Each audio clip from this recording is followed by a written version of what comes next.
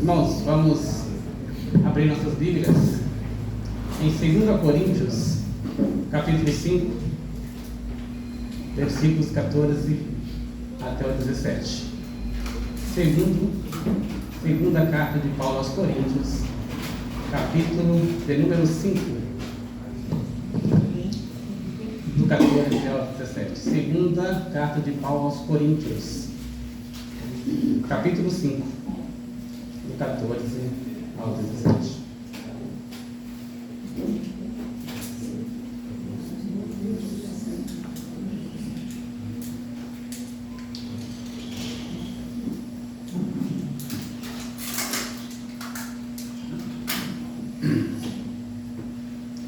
Todos encontraram? 2 Coríntios 5, do 14 ao 17.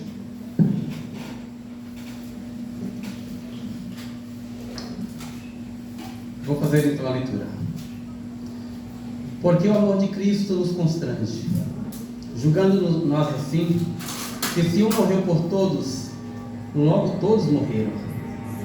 E ele morreu por todos, para que os que vivem não vivam mais para si, mas para aquele que por eles morreu e ressuscitou. Assim que daqui por diante a ninguém conhecemos segundo a carne.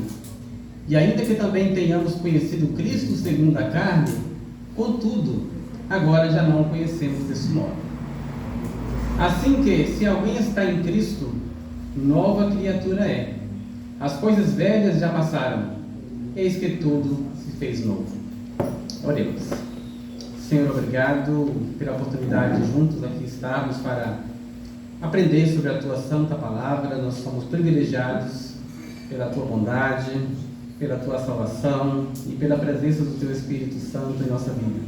Pedimos ao Senhor que nos ajude nesse momento, que Teu Espírito Santo possa nos auxiliar, nos dirigir, nos iluminar, e nos dar graça para que possamos compreender esse texto e que daqui nós possamos retirar as verdades, todas elas que o autor propôs aqui ao escrever esta carta. Que o Senhor possa nos ajudar, que nós possamos ser edificados com esta mensagem para a glória do Teu santo nome.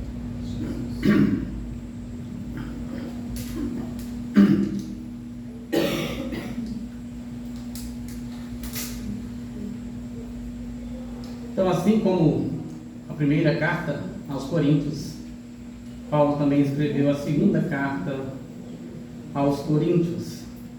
Essa carta foi escrita mais ou menos no ano 55 depois de Cristo, talvez um pouco antes ou um pouco depois. A 1 Coríntios foi escrito também neste ano e 2 Coríntios um pouco mais à frente, porém neste mesmo ano. Quando Paulo escreveu a primeira carta aos Coríntios, ele escreveu da cidade de Éfeso. Quando ele escreve 2 Coríntios, ele está na Macedônia. O propósito desta segunda carta de Paulo era combater falsos mestres que haviam se infiltrado na igreja de Corinto.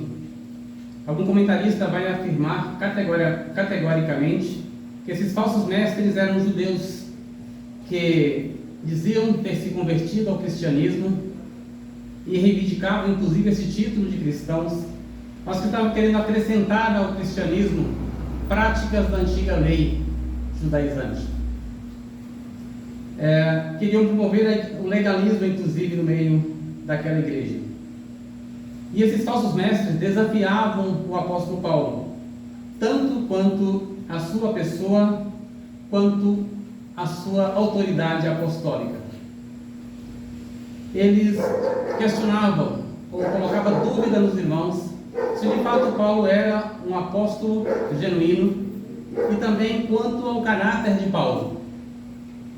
Alguém vai dizer que esses falsos mestres acusavam Paulo de colocar no próprio bolso as ofertas que recebiam dos irmãos para levar a Jerusalém para os cristãos empobrecidos de lá.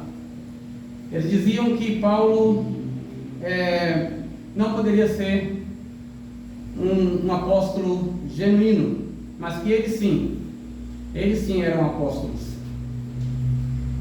E isso deixou Paulo bastante entristecido, porque não só pelas acusações desses líderes, mas pela maneira pela qual o povo lidou com isso. O povo de Corinto, eles deram ouvidos a essas pessoas, eles confiaram nesses falsos líderes e consequentemente duvidaram do caráter de Paulo e da sua autoridade apostólica. Então isso deixou Paulo bastante entristecido, e ele escreve essa carta para corrigir essas coisas, e ele, para defender o seu caráter e a genuinidade do seu ministério, ele vai dizer para eles que sempre quando esteve no meio deles, ele teve uma conduta honrosa, e que eles puderam contemplar isso, e que eles não tinham razão então para dar ouvido a essas falsas acusações, desprezando aquilo que Paulo de fato era. E ele disse para eles que quando esteve com eles foi para pregar o Evangelho de Cristo, um Evangelho que era transformador de vida.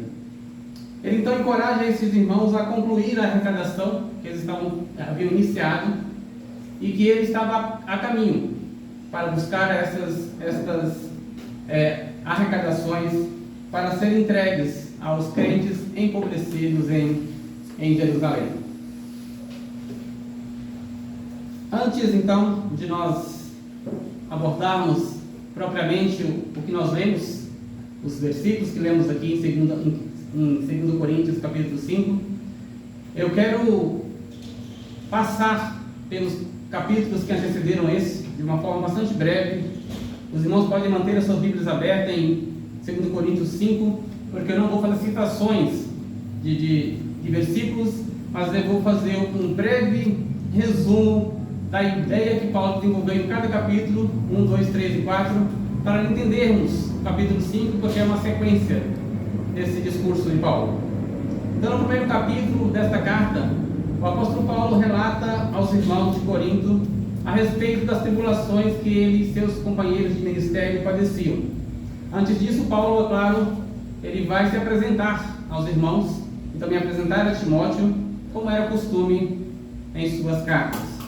Então ele vai relatar aos irmãos de lá a respeito da vida que ele levava, não só ele, mas seus companheiros de ministério, como eles padeciam por causa do Evangelho de Cristo, mas que em todas as situações eles eram consolados e livrados por Deus. E Paulo também vai dizer que compreende e sabe que os cristãos também de Corinto enfrentam adversidades e perseguições, e que Deus também tem guardado e livrado eles. E isso é motivo de que a fé deles seja edificada. Mas que da mesma forma também eles são consolados em suas tribulações.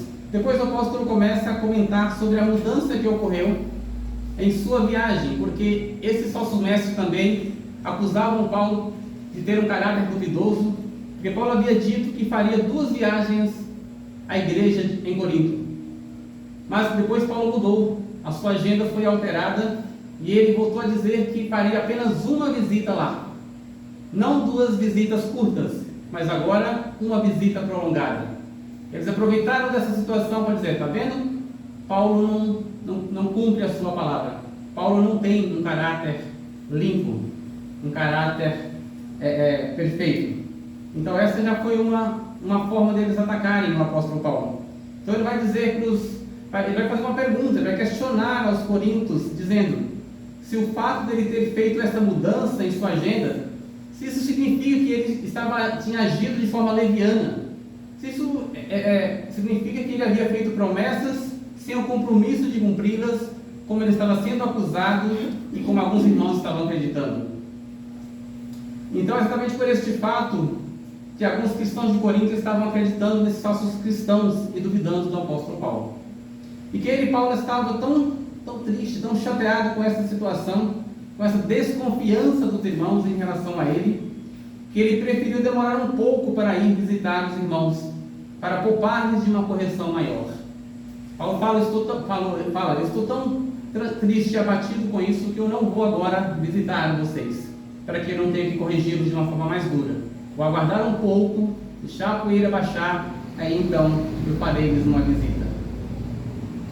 No capítulo que segue, o segundo capítulo, o apóstolo confessa aos irmãos que ele escreveu esta carta em lágrimas, com o coração angustiado, mas que ele não teve o propósito de entristecê-los, mas de demonstrar o amor abundante que ele tinha por eles. O apóstolo Paulo estava entristecido, não só por causa das falsas acusações, mas principalmente porque alguns irmãos duvidaram do seu caráter, dando ouvidos a esses falsos profetas. Alguns, não muito poucos, estavam acreditando nas mentiras dos falsos líderes e duvidando da sinceridade do apóstolo. Ele aproveita também deste capítulo 2 para orientar a igreja a restaurar a comunhão de um membro daquela igreja, que havia sido disciplinado quando ele escreve a primeira carta aos Coríntios, no capítulo 5, verso 5, vai relatar deste irmão que havia cometido um pecado de incesto na igreja, que permanecia na igreja. Paulo então ele orienta a igreja que precisa, ele insiste inclusive, para que eles possam disciplinar este irmão, para purificar a igreja. E ele então recebeu a informação que a igreja havia cumprido esta ordem dele, inclusive isso até aliviou o seu coração, ele ficou mais tranquilo. E Paulo, inclusive, no meio dessa carta que ele escreveu aqui, a segunda carta, havia uma outra no meio dessa. Por isso, essa carta, na verdade, seria a terceira. Mas essa segunda carta, ela se perdeu. E essa carta é uma carta que ele escreveu de uma forma muito dura para os coríntios. Então, ele obteve resposta que o povo recebeu bem esta carta e cumpriu aquilo que ele havia determinado. Então, quando ele encontra Tito, ele dá para ele essa informação, ele fica aliviado. Então, depois ele viaja aqui para Corinto, com um coração mais tranquilo. E no capítulo 3, ele vai perguntar aos crentes de Corinto se havia necessidade de que ele, Paulo, já que estavam duvidando dele, se era preciso ele apresentar aos irmãos de Corinto uma carta de recomendação, porque assim faziam os falsos mestres que chegavam lá para ludibriar esse povo. Apresentavam falsas cartas de recomendação para dizer que eles eram recomendados, eram obreiros aprovados. Paulo fala: será que eu preciso também apresentar para vocês uma carta de recomendação para que creiam que o meu ministério foi dado por Deus? Depois o próprio Paulo responde que eles, a igreja de Corinto, era a sua própria carta de recomendação, porque eles haviam crido no Evangelho de Cristo e haviam sido transformados pelo poder deste Evangelho que Paulo pregou. Vocês são minha própria carta de recomendação. Vocês podem perceber claramente que eu preguei a vocês o verdadeiro Evangelho quando vocês percebem os frutos que isso produziu. Vocês percebem vidas transformadas pelo Evangelho que eu fui aí pregar a vocês. Então vocês são minha carta de recomendação. Eu não preciso fazer isso diferente dos falsos crentes, dos falsos líderes que aí estão com o propósito simplesmente de enganar a vocês.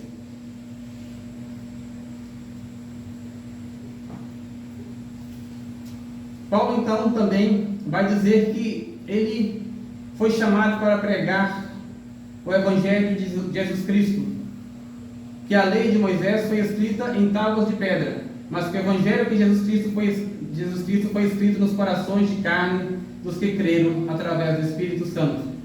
E Paulo diz que onde está o Espírito, ali há liberdade. Ou seja, o pecado não tem mais poder sobre aqueles que se convertem ao Senhor. E que a prova que ele, Paulo, era um apóstolo genuíno é que foi lhe dado por Deus a incumbência e a autoridade de pregar o ministério do Espírito, da nova aliança em Cristo, que é muito mais glorioso que o ministério da antiga aliança de Moisés.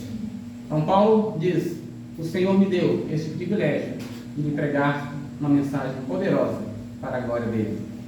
No capítulo 4, que é o último capítulo aqui, que nós vamos falar até chegar no nosso texto, Paulo continua seu discurso, agora falando que pelo fato de terem este ministério, já falando dele e seus companheiros, pela misericórdia que foi dada a eles, Então eles permaneciam firmes sem desanimar, e que tinham um compromisso de fidelidade com a palavra de Deus através de Jesus Cristo, e que, portanto, pregavam o Evangelho de maneira pura, ou seja, sem distorcer a palavra, sendo fiel à verdade plena que o Evangelho de Cristo representa. Ele diz também que este ministério, o qual desenvolve com excelência, não é pelos méritos próprios, mas pela atuação do poder de Deus nas suas vidas. Paulo não quer mérito nenhum. Diferente dos falsos mestres, ele não quer ser a pessoa mais importante, mas ele apenas quer servir e retribui a toda a glória a quem é devido, que é o Senhor. Ele inclusive usa uma ilustração de um tesouro em vasos de barro. Na época aqui era comum pessoas guardarem tesouros dentro de vasos de barro, para que as pessoas que vissem aqueles vasos não imaginassem que ali dentro havia um tesouro, algo valioso, porque os vasos de barro não têm atração nenhuma. Olhando para eles não são nem um pouco atraentes. Então Paulo vai dizer: assim como são os vasos de barro, assim somos nós. Nós não temos nada de nós mesmos, mas o que nós pregamos são coisas valiosas, porque é o Evangelho de Cristo.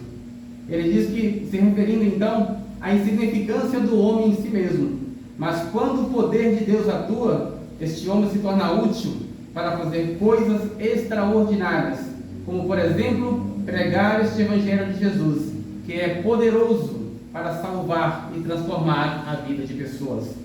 Como por exemplo também, este homem agora cheio do Espírito Santo e do poder de Deus tem condições para suportar diversos tipos de aflições e tribulações sem desanimar. Embora é natural que o homem, por sua fraqueza, às vezes se sinta perplexo, mas Paulo diz que nunca se sentem desesperados. São perseguidos, mas sabem que não foram abandonados. Tudo isso por causa do poder de Deus, que os sustenta em suas adversidades, dando-lhe suporte para desenvolver o ministério ao qual foi chamado a cumprir. Então, desta forma, ele se coloca diante dos irmãos, provando ali que o seu propósito era simplesmente de pregar o Evangelho. Chegando agora no capítulo 5, ele continua suas argumentações, dizendo que ainda se essa temporária habitação terrena que temos for destruída, referindo-se ao nosso corpo, temos da parte de Deus no edifício uma casa eterna nos céus, não construída por mãos de homens, portanto, que jamais poderá ser derrubada. Paulo fala: estamos sofrendo perseguições, estamos padecendo dificuldades e adversidades, mas vai que isso piora e chega ao ponto do nosso próprio corpo ser destruído. Não há nenhum problema disso. Nós não tememos isso, porque sabemos que Deus nos dará um corpo novo nos céus, um corpo glorificado, um corpo perfeito. Então Paulo tem esta confiança, esta segurança no Deus que ele serve. Ele explica também que toda essa convicção e esperança que borbulha no coração dele e de seus companheiros de ministério é pelo fato que agora conhecem o temor do Senhor. E por isso também eles pretendem compartilhar esta realidade nova que experimentam a todos os homens por meio da pregação do Evangelho. Mais uma vez ele quer deixar claro que tudo isso, tudo que move a sua vida, tudo que dá a ele esta força, essa ousadia para pregar o Evangelho, nada vem dele próprio, mas é o poder de Deus que atua na sua vida, dos seus companheiros de ministério, para que possam suportar as aflições e as dificuldades e, sem desanimar, continuar avançando, pregando o Evangelho de Cristo. Finalmente, então, chegamos no verso 14 do capítulo de número 5 que acabamos de ler. O verso 14 diz o seguinte: porque o amor de Cristo nos constrange, julgando nós assim que, se um morreu por todos, logo todos morreram. Aqui, no nosso ponto 1, referindo a este versículo 17, eu coloquei um título que é o seguinte: sentir-se constrangido pelo amor de Cristo é o mesmo que reconhecer que não merecia tão grande amor. O apóstolo Paulo, ao longo destes capítulos anteriores, ele demonstrou uma devoção inabalável. A sua dedicação e o seu zelo pelo Evangelho, a sua preocupação e o amor pelos irmãos de Corinto, mesmo nos momentos em que estes irmãos o feriram, o entristeceram, a maneira como ele encoraja a igreja a enfrentar as tribulações confiando no livramento de Deus, a maturidade que Paulo demonstra ao dizer que, mesmo se o nosso corpo for destruído, não tem problemas, porque receberemos de Deus, na glória, um corpo incorruptível. O jeito com o qual ele relaciona seus muitos processos de angústia e sofrimento em virtude de seu ministério como servo na obra de Deus, tudo isso ele menciona sem murmurações, sem se vitimizar. Quando olhamos para este currículo do apóstolo Paulo, nós pensamos: este homem tem muitos méritos, ele reúne todas as virtudes que um crente deve ter. E de fato, o apóstolo Paulo é um exemplo de cristão dedicado e fiel. Porém, Paulo diz: isso não é algo de mim mesmo. Isso que eu e meus companheiros de lutas fazemos e vivemos, não se trata de uma escolha propriamente nossa, mas tudo isso é porque o amor de Cristo nos constrange. O que Cristo fez por nós, estou aqui lendo a mente de Paulo, e agora que sabemos disso, conseguimos compreender profundamente o que é sofrer, ser humilhado, envergonhado, até a morte, e o pior tipo de morte que existia, a morte de cruz. Quando o Espírito Santo nos revelou isso, disse Paulo, e agora enxergamos claramente o que Cristo fez por nós, nos sentimos constrangidos, pois na verdade, como pecadores, éramos inimigos de Deus. Merecíamos a morte e o inferno, mas Cristo morreu em nosso lugar. Ele que não tinha pecado e nem culpa, se fez culpado por nós. Então, Paulo está contando que tudo isso que ele faz, todo esse ministério que ele desenvolve, é resultado de um constrangimento que ele sente, porque o amor de Cristo foi tão grande que o deixa constrangido. Ele não se acha digno nem sequer de reclamar, mas de servi-lo de uma forma plena. Alguém aqui certamente já fez algo que ele deixou, ou alguém já te fez algo que ele deixou constrangido alguma vez? Constrangido no sentido de você entender que aquela gentileza que aquela pessoa te fez, ou aquele algo muito além do que você esperava, e que portanto você não se considerava merecedor de tal ato de bondade.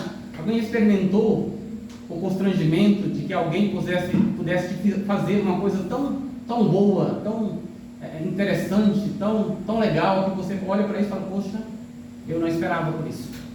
A pessoa então fica constrangida diante daquela atitude de uma pessoa de quem você não esperava.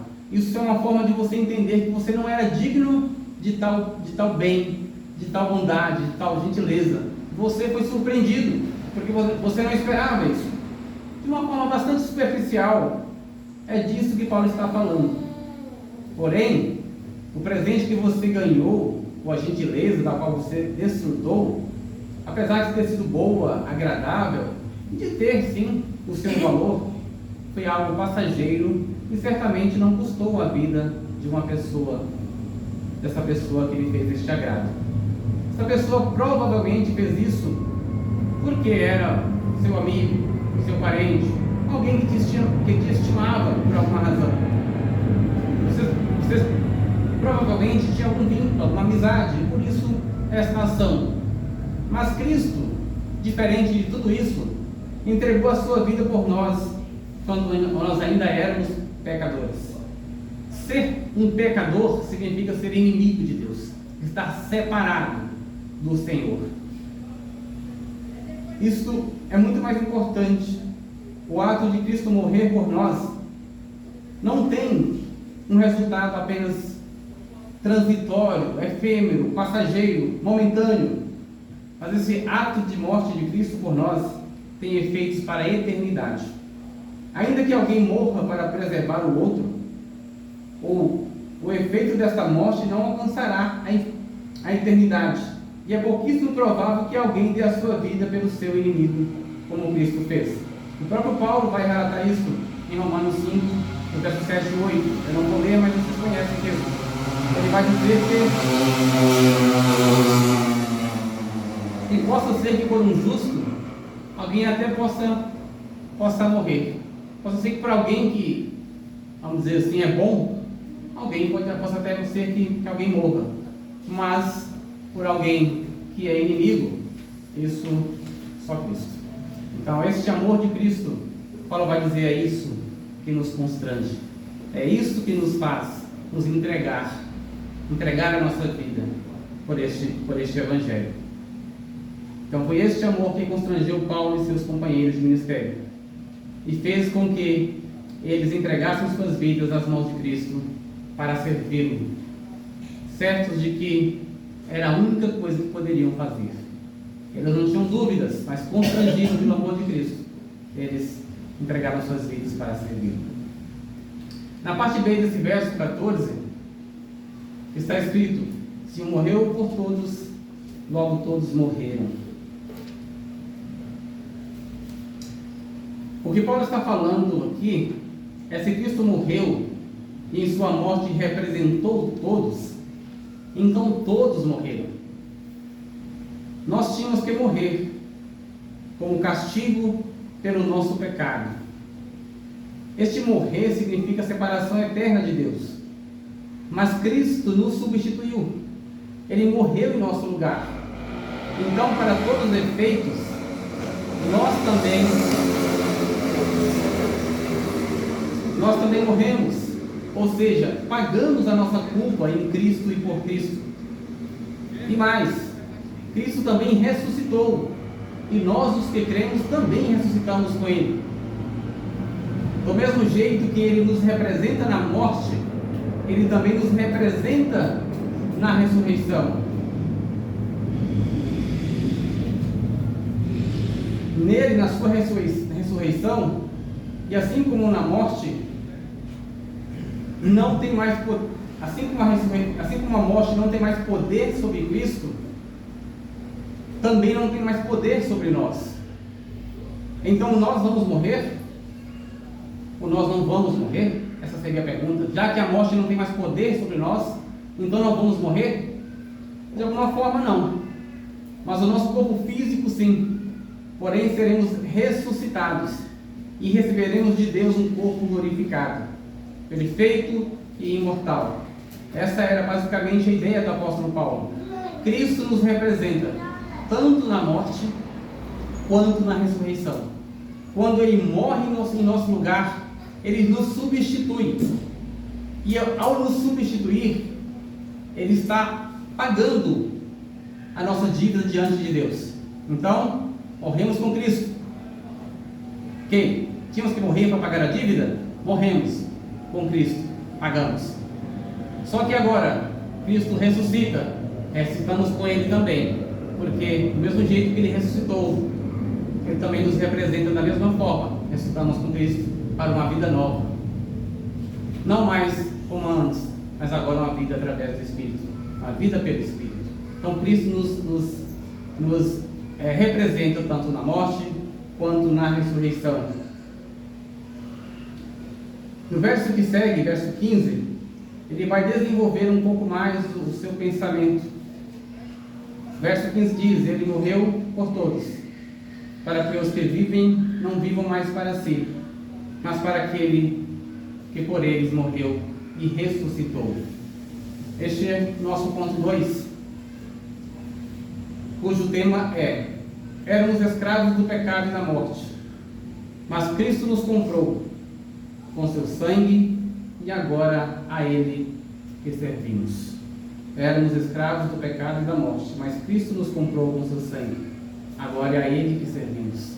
Somos agora escravos de Cristo. O grande amor de Cristo. Paulo está dizendo que este amor de Cristo era tão magnífico que é capaz de deixar-nos constrangidos. E essa palavra constranger aqui significa impelir, insistir com a pessoa, significa impulsionar. Então o amor de Cristo que constrange aqueles para quem Ele morreu, os impele, os impulsiona a renunciar a si mesmos, abandonar suas próprias convicções e deixar de lado as suas próprias vontades. É desistir de confiar em si mesmo e em suas próprias forças e habilidades, e então olhar para Cristo e entender qual é a vontade de Cristo e obedecê-lo. Esse foi o resultado daquela pessoa que foi alvo do amor de Cristo, constrangido por ela. Este é o resultado que ela vai obter.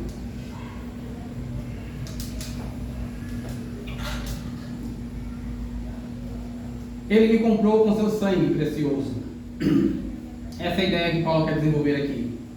Portanto, agora sou dele, no sentido não só de que eu posso desfrutar da sua proteção e do seu favor, mas no sentido de um relacionamento entre Senhor e servo. O Senhor é aquele que tem todo o poder, é aquele que ordena, e o servo simplesmente obedece. O Senhor é aquele que determina, o servo é aquele que cumpre. Mesmo que isso possa custar a este servo, a este escravo do Senhor, muitos desconfortos, ainda que seja este um processo doloroso, o servo só deve servir. Mas então, servir a Cristo é algo pesado? É desagradável servir ao Senhor? Não são estes os sentimentos que devem habitar no coração dos verdadeiros servos de Deus. Lembra do histórico do sofrimento de Paulo? Ele em nenhum momento disse que era triste. Ele não lamentou por sofrer para servir a Cristo. Mas, dentre outras coisas, ele disse que apesar de todas as ameaças que sofria, o Senhor o livrava de todas, e que toda a força que tinha para enfrentar os desafios do labor do ministério vinham do próprio Senhor. Porém, Paulo disse mais: se esta casa temporária, ou se este nosso corpo físico for destruído, o Senhor nos dará um novo, um incorruptível, um eterno nos céus. Nenhum esforço, então, para servir a Cristo deve nos trazer frustrações ou desânimo. Isso nos ensina o apóstolo. Nós devemos estar sempre motivados. E o combustível para isso não está em nós mesmos, mas no amor de Cristo que nos constrange e nos impulsiona, através do Espírito Santo, a preservar, a perseverar e não desistir. Esta deve ser a nossa motivação. Esta é a motivação daqueles que servem ao Senhor. Só um parêntese aqui. Quando o apóstolo Paulo diz que Cristo morreu por todos, ele não está ensinando o conceito da salvação universal, que todos os homens, independente que creiam em Deus ou não, serão salvos. Essa não é a ideia. Mas ele está dizendo que a oferta do Evangelho é para todos, que o poder da morte de Cristo é suficiente para salvar a todos, mas somente aqueles que creem em Cristo é que vão desfrutar dos benefícios salvíficos da morte de Cristo. Só para não ficar a ideia de que Cristo morreu por todos e que todos então ressuscitou por todos e todos serão salvos. Todos sim, mas todos obviamente que creem. No verso 16, Paulo vai fazer meio que uma conclusão daquilo que ele experimentou até então. Ele vai dizer: assim que daqui por diante a ninguém conhecemos segundo a carne.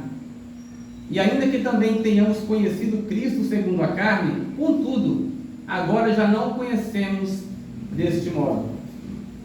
Então, este ponto 3 aqui, eu coloquei como título: viver para Cristo nos traz uma nova compreensão da realidade. O apóstolo Paulo está revelando aqui que agora ele tem um novo entendimento das coisas.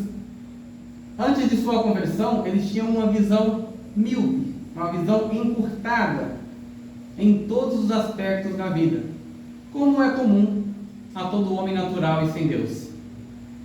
Ele fazia seus julgamentos apenas do ponto de vista externo, de maneira estritamente natural. Ele agora valoriza cada pessoa como alguém que não é apenas o exterior, mas que é composta por uma alma imortal. Então ele adquiriu uma visão de alcance maior, que contempla não apenas o âmbito terreno, mas que mira em direção à eternidade. Então, depois de conhecer ao Senhor, depois de receber o Espírito Santo na sua vida, de ser transformado, Paulo agora tem uma visão diferente das coisas. E tudo isso é resultado daquilo que ele recebeu de Deus. Nada é mérito de Paulo, mas é resultado daquilo que o Senhor fez na sua vida.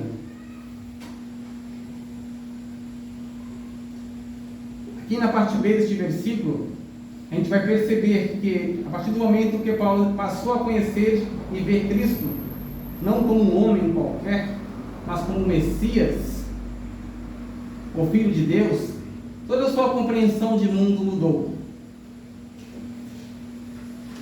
E ele diz: contudo agora já não o conhecemos deste modo, ou seja, segundo a carne, mas o conhecemos agora segundo o Espírito. A cosmovisão de Paulo foi recriada, a sua visão de mundo agora é outra. Pois é assim que acontece com aqueles por quem Cristo efetivamente morreu. Eles experimentam os efeitos da regeneração realizada pelo Espírito Santo, que agora faz morada em suas vidas e devem controlar todo o seu ser, para que não vivam mais para si mesmos, mas para aquele que os salvou, entregando sua própria vida para perdoar os seus pecados, para perdoar os seus pecados, cancelando a escrita da dívida que era contra nós. Quem experimentou isso, quem é alvo deste amor de Cristo, é constrangido por ele. A sua vida é transformada, tudo deve mudar, nada mais pode ser como antes, porque o amor de Cristo nos constrange a viver uma vida onde nós abdicamos de nós mesmos, onde nós abandonamos as nossas próprias vontades, renunciamos às nossas próprias convicções para servir a Cristo e obedecer a sua vontade. Já caminhando para o final, quero apenas fazer algumas aplicações e depois vamos concluir. O que nós devemos então compreender aqui, o que o apóstolo Paulo nos ensina nessas páginas da Bíblia, é sobre a realidade da vida de um verdadeiro ministro ou de um autêntico servo de Cristo. Ao relatar ali tudo que ele experimentou, todo o sofrimento que ele padeceu, ele e seus companheiros de ministério, Paulo está dizendo: esta é a realidade de um ministro do Evangelho, esta é a realidade de um servo autêntico de Cristo. O fato de nós crermos em Jesus, o fato de nós termos fé nele, já é um motivo de nós padecermos restrições, porque quando nós cremos em Cristo de verdade, quando nós aceitamos a Cristo como o Senhor da nossa vida, isso já implica em uma luta da nossa carne contra o Espírito que agora habita em nós. O próprio Paulo trata disso em outro lugar aqui da Bíblia. Então, só o fato de sermos cristãos já implica em uma batalha de nós contra nós mesmos. Então Paulo está aqui, nesses capítulos aqui, dizendo: é assim que vive um ministro, é assim que vive um servo de Cristo. E nós devemos saber também, e Paulo demonstra para nós aqui, que quando nós servimos a Deus, os nossos opositores não são só os lá de fora, não são apenas os descrentes que vão nos causar tristezas e decepções, os irmãos da igreja também. Dentro da própria igreja isso acontece. Paulo estava entristecido em relação ao comportamento dos irmãos da igreja de Corinto. Eles haviam entristecido Paulo de tal forma que ele disse que escreveu esta carta em lágrimas, com o coração angustiado. Isso não veio de fora, era de dentro da igreja.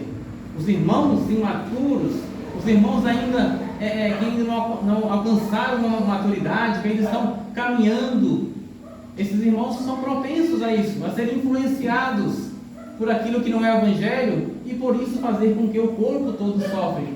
E os cristãos mais maduros cabe a cada um suportar esses irmãos em amor e conduzi-los ao amadurecimento, ensiná-los, ter paciência com eles e não desanimarem, continuar. Então Paulo demonstra aqui o retrato da vida de um ministro e obviamente da vida de um servo fiel. É isso. Servir ao Senhor não implica receber a vitória. Realmente é a maior vitória, mas não aqui nesta vida. Aqui também nós experimentamos de parte disso, mas de forma plena somente nos céus. Então servir ao Senhor tem essas implicações. Ele deixa claro que fazer a vontade de Deus ou servir a Cristo é algo que custa caro, pois envolve renúncia e o padecer por muitos males, por muitos dissabores, pois o verdadeiro cristão anda na contramão das regras e da agenda deste mundo, e isto muitas vezes nos é doloroso. Mas ele explica também que o sofrimento não deve nos desanimar, porque Cristo em tudo nos consola. Lidar com essas coisas, com essa maturidade que Paulo apresenta aqui, é um sinal. Nós estamos entendendo de fato o que é servir a Cristo. Nós, graças a Deus, aqui na Cristo Vive, não iludimos as pessoas, né? Aqui as pregações são bíblicas.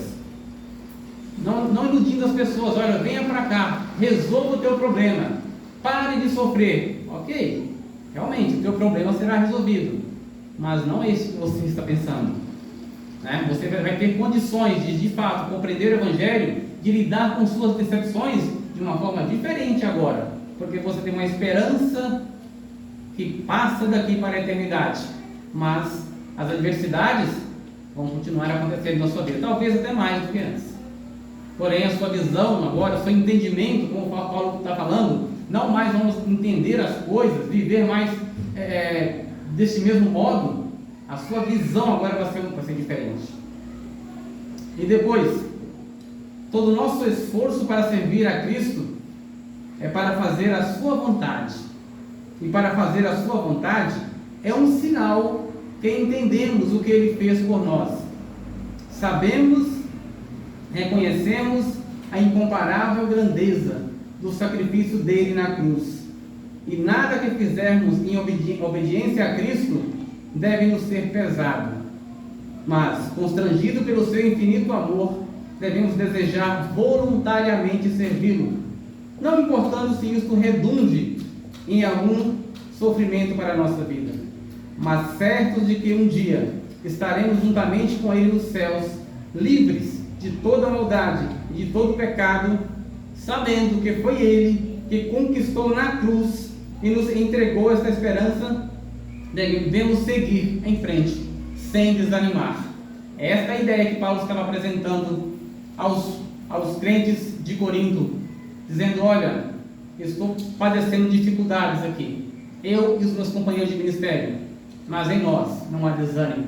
Muitas vezes estamos abatidos, realmente, mas a gente não está perdido. Nós sabemos que nós não estamos desamparados, que o Senhor está nos consolando diante de tudo isso e no meio de tudo isso.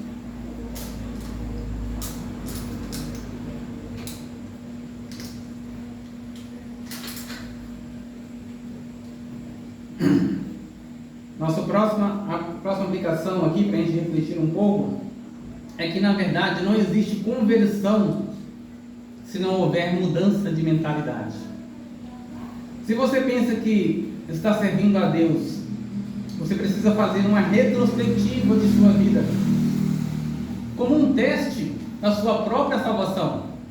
Os puritanos recomendavam muito isso, fazer com que a igreja faça uma retrospectiva da sua vida e avalie se de fato você está salvo ou não. É preciso que a conversão tenha mudado a sua mente, tenha transformado a sua mente, tenha renovado a sua mente. Não é possível ninguém dizer que é cristão, que serve a Deus, que é salvo, se a mente dele permanece a mesma de antes. Isso não é compatível, não é coerente. Então é preciso que nesta avaliação você seja capaz de enumerar, inclusive, as mudanças no seu modo de pensar a partir do momento que você entende que conheceu a Cristo. As suas perspectivas do presente e do futuro devem ser outras, porque os salvos agora são guiados pelo Espírito, não mais pela carne como antes. O apóstolo Paulo disse no início desse versículo 16: assim que daqui por diante a ninguém conhecemos segundo a carne. Toda a avaliação que fazemos das coisas agora não é mais segundo a carne como antes, é segundo o Espírito. É uma visão diferente. Aquela nuvem que estava sobre nós, aquela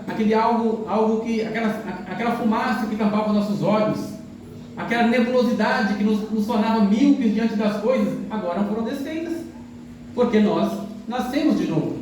Nós somos servos de Deus, somos seguidores de Cristo. O Espírito Santo habita em nós. Então é preciso que as coisas tenham mudado para nós. É preciso que o nosso entendimento tenha sido renovado. Se continuamos vendo as coisas como antes, isso é preocupante. É preocupante. É preciso que olharmos para trás e falar: poxa, graças a Deus que hoje eu sou uma nova criatura. Não como muitos fazem. Olha, eu fui insultado hoje. Se eu não fosse crente, eu teria revidado. Esse sentimento não deve estar no seu coração mais. Esse sentimento não pode permear mais sua mente. Não dá para você falar: se eu não fosse crente, eu teria feito isso ou aquilo. Não é assim.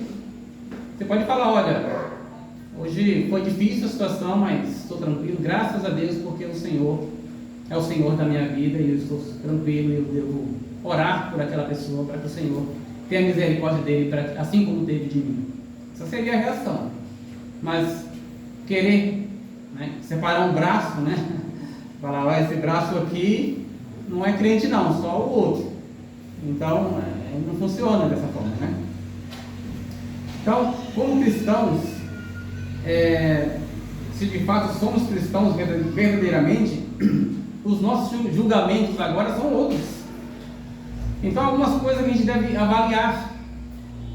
Por exemplo, como nós tratamos as pessoas que nos tratam mal. Nós revidamos também.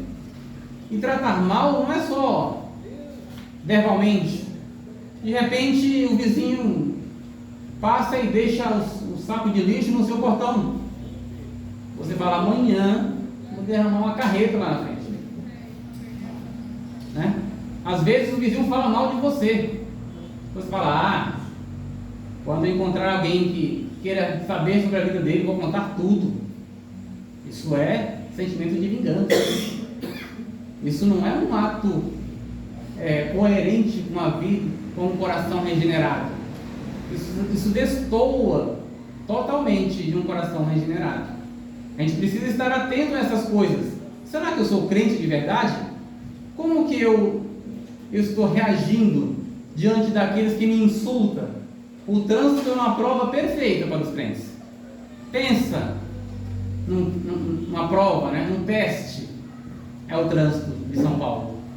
Então, como nós temos reagido diante desses insultos, essas pessoas que nos fazem de bobos, acham que fazem e são espertinhos e querem levar vantagem sobre nós. Como nós reagimos a isso?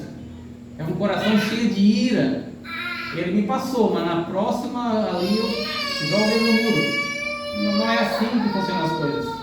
E mais uma coisa, não é porque eu vou lá assim: não vou fazer isso porque sou crente. Não, o meu coração deve ter a disposição de não fazê-lo. Isso deve brotar. Não que eu não fique bravo, irritado com isso. Não é isso que eu quero dizer. Nós estamos na carne ainda. Porém, o meu coração tem que ter uma disposição de perdoar. É uma maturidade que a gente adquire de estar acima dessas coisas. Isso para nós não é mais importante. Nós enxergamos de uma outra maneira. Nós julgamos não segundo a carne, mas julgamos segundo o Espírito. Isso é resultado de um coração regenerado. Outra coisa importante, diante das situações de muita pressão, pessoas falando com você de forma insinuante, pessoas que falam alto, que te distrata, como você reage diante disso? Como nós reagimos diante disso? Será que nós conseguimos manter o equilíbrio? Lidar com aquilo de uma forma que o nome do Senhor é glorificado? Ou saímos de lá como o outro, sendo considerado um brigão, assim como ele? Será que as pessoas conseguem ver na gente uma diferença quando lidamos com as nossas adversidades, ou lidamos com elas assim como os outros lidam também? É preciso que em nós haja diferença, e a diferença não é na roupa que vestimos, mas é na vida que nós vivemos, é nas nossas práticas, é no nosso relacionamento, seja onde for. Lá no trabalho, o patrão me fez trabalhar meia hora a mais e não pagou a hora extra. Fala, amanhã eu chego meia hora depois, eu quero ver ele me falar alguma coisa. Não é assim que funciona. Não é assim que funciona. Você deve mostrar a diferença, sofrer o dano para que o nome do Senhor seja glorificado. Esta é a vida do crente. Esta é a vida daquele que está disposto a sofrer pela causa do Evangelho. Este é o exemplo que Paulo deu, sofrendo pela causa do Evangelho, mas não desanimado, mas não murmurando, mas sabendo que tudo aquilo é porque o amor de Cristo o constrange. O que Cristo fez é tão superior a isso, essas bobeiras que a gente leva tanto a ferro e fogo, que não tem como comparar. Então, diante disso que Cristo fez, isso deve nos constranger a viver não para nós, mas para Ele. E viver para Ele é renunciar às nossas vontades para fazer a vontade dEle, para sermos testemunhos do Seu Evangelho, para sermos exemplos onde as pessoas olham para nós e percebem que aquele ato que fizemos não é nosso mesmo, mas que algo diferente está acontecendo. Não é para a nossa glória, não é pelo nosso mérito, é que a pessoa é diferente, não porque ela se tornou diferente, mas porque Cristo a fez diferente. É isso. Precisamos examinar, olhar, avaliar. Eu sou crente de verdade? Eu tenho agido de uma forma coerente com isso? Uma outra coisa interessante: você vive alegre? Você vive murmurando, entristecido, abatido, ranzinza, chato, mal-humorado? Como é que você vive a sua vida? Onde está assegurada a sua esperança, a sua alegria? Qual é a fonte da sua alegria? É a forma que as pessoas te tratam? É o modo como o patrão lida com você? É a sua conta bancária? É o seu carro? Qual que é a fonte da sua alegria? A fonte da alegria do crente, ela está alheia a essas coisas. O crente não fica triste? Fica. Claro que fica. Mas isso não pode ser uma constante na sua vida. O crente sente tristeza, mas não vive triste, porque ele tem uma esperança que vai além daqui. Ele sabe que tudo isso vai passar e que ele receberá de Deus uma bênção que não tem como explicar, onde não haverá mais pranto, não haverá mais choro, não terá mais a presença do pecado, não haverá morte, não haverá dor. É olhando para lá que nós devemos viver. E quando olhamos para lá, para Cristo, para a glória, a forma de lidarmos com as coisas aqui muda totalmente. É outra forma de lidar. Paulo diz, agora não mais vamos olhar para as coisas como antes, mas de modo diferente. Até para Cristo, Paulo olhava para ele antes de crer como um homem qualquer. Aliás, ele perseguia a igreja de Cristo e, consequentemente, perseguia o próprio Cristo, porque foi assim que Cristo o abordou. Saulo, Saulo, por que me persegues? Então, percebam que Paulo demonstrou aqui como é a vida de um ministro, que antes de ser ministro é um servo de Deus, é um crente, para nos dar o exemplo que o amor de Cristo deve nos constranger ao ponto de essas coisas inferiores não fazerem diferença para nós e lidarmos com elas da melhor maneira possível. Agora, se você ouve a pregação do Evangelho, está na igreja, sei lá, muito tempo, mas isso não não mudou o seu coração, se você continua vivendo do mesmo jeito, continua vindo na igreja, porque a fé vem por ouvir, e por ouvir a mensagem de Deus. Mas é possível que você ainda não entendeu, de fato, o que é ser um crente. Mas o Espírito Santo é poderoso para te alcançar, assim como fez com os que são crentes de verdade. Então o crente precisa viver alegre, mesmo que as coisas estejam difíceis. Mas alegre não é só de sorriso, mas de coração, de fato. Alegres. John Piper usa uma frase, eu acho que nem é dele, mas ele fala bastante, que Cristo é mais glorificado quando estamos satisfeitos nele. Ou seja, quando Cristo nos basta, Ele é mais glorificado, porque Ele é o suficiente para nós. Então essa é uma frase bastante interessante. Então todas essas práticas de pagar o mal com o mal, revidar provocações, de ser desequilibrado, de se agarrar em bens materiais, em dinheiro, como a forma de alimentar a sua felicidade, como ter isso como segurança, ser isso a condição para a sua alegria, as circunstâncias que definem se você está feliz ou não. Isso são características de que alguém que possa ser que não nasceu de novo, ou se nasceu precisa crescer, precisa amadurecer, precisa vivenciar esta fé de forma genuína. E assim eu concluo aqui dizendo que, como está escrito no verso 17, ele é a nossa conclusão, que diz: assim que, se alguém está em Cristo, nova criatura é, as coisas velhas já passaram, eis que tudo se fez novo. Você vive em novidade de vida? Você percebe que saiu de um lugar para outro, que saiu das trevas para a luz? Você tem essa percepção? Você entende que Cristo está no controle da situação? Você está feliz em servir a Cristo? Porque embora o relacionamento do crente com Deus é o mesmo do servo com seu Senhor, é o mesmo do escravo com seu Senhor, nós somos escravos de Cristo, sim, mas escravos porque o amor dele nos constrange. Escravos que, se alguém quiser nos tirar dessa condição de escravos, nós falamos: nós não queremos. Nós queremos continuar a servir o nosso Senhor, porque o amor dele nos constrange. Eu não quero abandonar o meu Senhor, porque o seu amor me constrangiu de tal forma que eu quero servi-lo por toda a minha vida. Que o Senhor nos ajude a refletir nessas coisas, para que nós possamos crescer como cristãos e viver uma vida de paz conosco mesmo. Porque quem não experimenta essas coisas vive uma vida tribulada o tempo todo, porque lida mal com as adversidades da vida, lida com elas como qualquer um incrédulo lida. Essas pessoas sofrem, padecem, porque não tem esperança. Se aquilo não resolve, elas continuam angustiadas, irritadas, amargas. Mas nós não. Isso aqui vai passar, isso é certeza. Isso tudo vai passar. Mas Cristo, Ele está nos aguardando. E lá sim, teremos uma vida perfeita, sem nenhuma dessas coisas. É essa fé que deve nos impulsionar a viver o Evangelho para a glória de Deus, renunciando a nós mesmos. Amém? Oremos. Senhor Deus, muito obrigado. Nós te agradecemos por mais esta pregação, por esta palavra.